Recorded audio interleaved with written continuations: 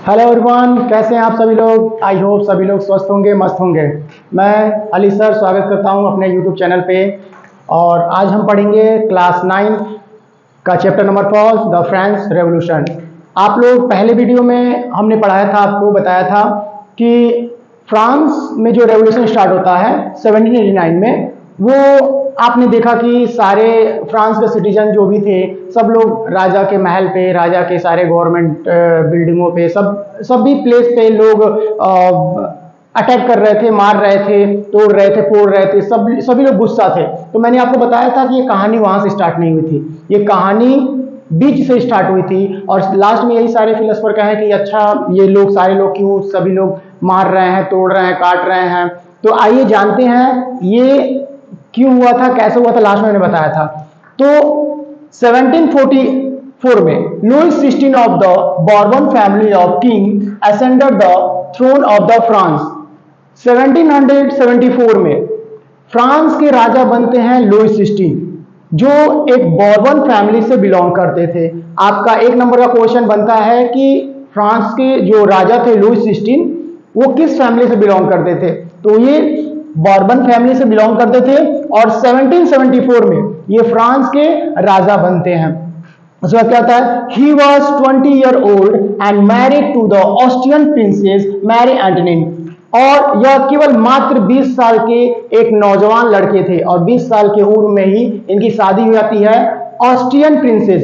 एक ऑस्ट्रेलिया है, एक ऑस्ट्रिया है, तो ये दोनों में अंतर है। ये जो राजकुमारी थी मैरी एंटोनिन, ये ऑस्ट्रिया की राजकुमारी थी। और ऑस्ट्रिया की राजकुमारी से लुईस 16 का शादी होता है मात्र 20 साल में।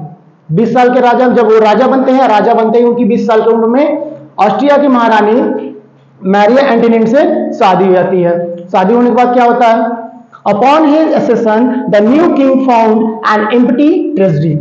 मीन्स जब वो राजा बनते हैं 1774 में, तब राजपाट पूरी तरीके से खाली रहती है। मतलब ट्रेजरी मतलब होता है खजाना। तो राजा का जो खजाना होता है, सरकार जो खजाना होता है, वो पूरी तरीके से खाली पड़ा रहता है। और ये देख करके लुईस 16 बिल्कुल क्रोधित होते हैं कि भाई राजा किस बात का राजा, ना कोई प्रॉपर्टी है ना कुछ है, बस राजा बन गए। अब नई नई शादी हो गई है, अब वाइफ भी बहुत खर्चीली है, उसका भी डिमांड है, और नए नए राजा बन गए, लोगों की भी डिमांड होगी। तो ये सारा फुलफिल कैसे करेंगे, पूरी खजाना खाली है। तो लुईस 16 ने तो आपसे मोस्ट इंपॉर्टेंट एक क्वेश्चन पूछता है, reason for the empty treasury. क्या रीजन थे जो लुईस 16 जब 1774 में फ्रांस के राजा बनते हैं, तो क्या रीजन थे कि वहां की ट्रेजरी पूरी खाली थी, या किसी भी तरीके से क्वेश्चन पूछता है। ये क्वेश्चन जो है ना, जो ट्रेजरी एम्प्टी का, सभी टीचरों का सबसे फेवरेट क्वेश्चन होता है। फ्रांस रेवोल्यूशन में ये क्वेश्चन सबसे इंपॉर्टेंट क्वेश्चन है। किसी भी तरीके से 3 नंबर में, 5 नंबर में क्वेश्चन पूछता है, और ये क्वेश्चन सबसे इंपॉर्टेंट है, reason for the empty treasury. आइए देखते हैं जो ट्रेजरी था, जो खजाना था, क्यों खाली था। रीजन सुनते हैं। Long year the war had drained the financial resources of France. France जो था ना, बहुत ही लंबे समय से वार कर रहा था।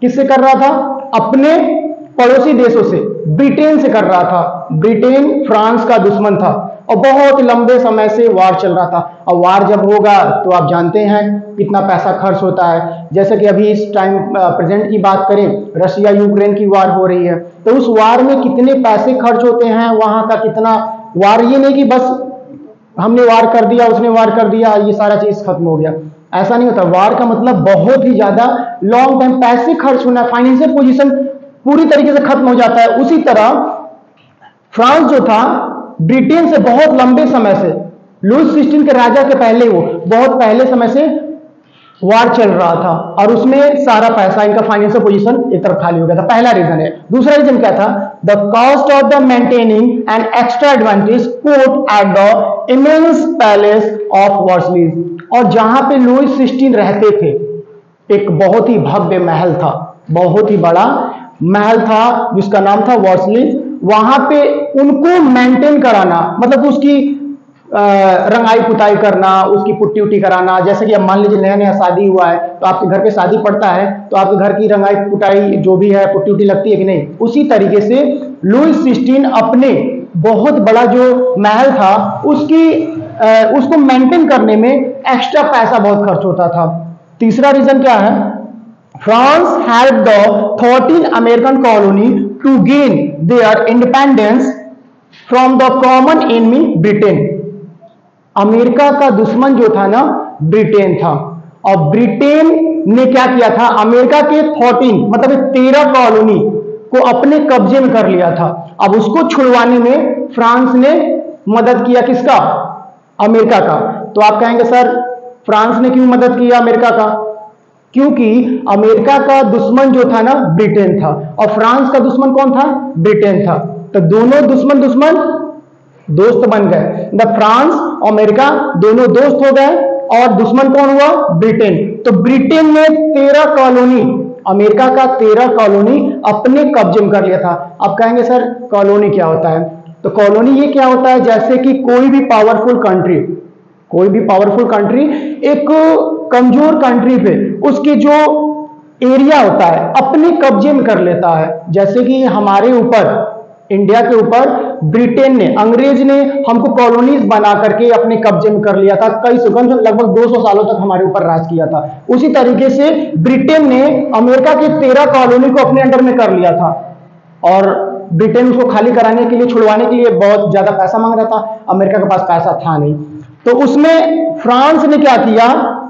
अपने पास से पैसा दिया अमेरिका को कि जाओ 14 कॉलोनी को आजाद करा लो, खाली करवा लो, ठीक ना। तो उसमें मतलब कि खुद के पास पैसा नहीं है, फ्रांस को खाने के लिए खुद के पास पैसा नहीं है, लेकिन दूसरे दोस्ती निभाने के लिए, अमेरिका का साथ देने के लिए पैसा दिया। ये दोस्ती और यारी चल रही थी। नेक्स्ट क्या रीजन था? The war added more than $1 billion to a debt then had the already risen to the more than $2 billion।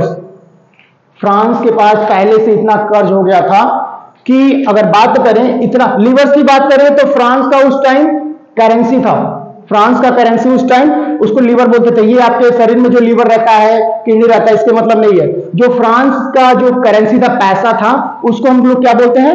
Liver बोलते थे उस टाइम। तो फ्रांस के ऊपर डेट मतलब होता है कर्ज उसके पास मतलब कि बहुत सारे बिलियंस उसके ऊपर कर्ज आ गए थे, और rise to more than 2 billion livre, 2 billion से ज्यादा उसके ऊपर, फ्रांस के ऊपर कर्ज आ गए थे।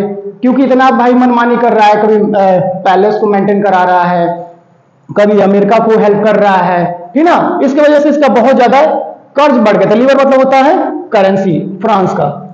Leader who gave the state credit now begin to charge 10% interest on loan. राजा को जो लोग लोन दिए थे, जो लोग कर्ज दिए थे, अब कहेंगे सर राजा है तो राजा को कौन लोन देगा? तो राजा जैसे मान लीजिए जब मुश्किल परिस्थिति में रहेगा तो वहां के जो बिग बिजनेसमैन रहेंगे, जो बड़े आदमी रहेंगे, जैसे मान लीजिए इंडिया में कोई आपातकालीन हो गया, कोई समस्या हो गया, तो कोई बड़े बड़े बिग बिजनेसमैन है, जैसे मुकेश अंबानी हो गए, अडानी हो गए, तो ये लोग क्या करेंगे? सरकार को हेल्प करेंगे किसी भी तरीके से। उसी तरीके से जब फ्रांस मुसीबत में था तो वहां के लीडर जो बिग बिजनेसमैन थे, उन्होंने क्या किया? राजा को कर्ज दिया था। लेकिन अब इतना ज्यादा वो कर्ज बढ़ गया था, लगा कि उस बिग बिजनेसमैन को भी लगा कि अभी राजा पैसा दे नहीं पाएगा, तो उसके वजह से वहां के लीडर जो है ना 10% चार्ज बढ़ाने लगे। एक तो कर्ज, ऊपर से अब 10% एक्स्ट्रा चार्ज देना पड़ेगा, हर मंथली, हर ईयरली ऐसे देना पड़ेगा। मतलब कि कर्ज है, कर्ज के तले और फ्रांस बोझ में आता जा रहा है। अब इससे क्या होगा? फिर नेक्स्ट क्या था?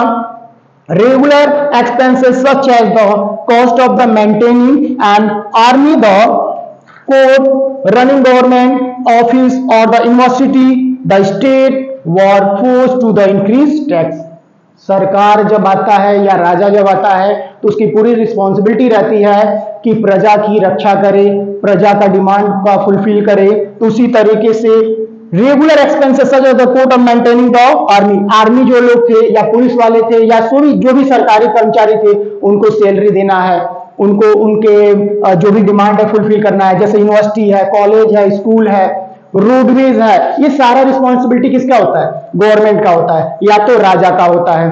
तो उस टाइम ये सारे चीज भी अपने डिमांड को फुलफिल कर रहे थे, और राजा का पूरा खजाना खाली था। आपने देखा कौन कौन सा रीजन था राजा का खजाना खाली होने का।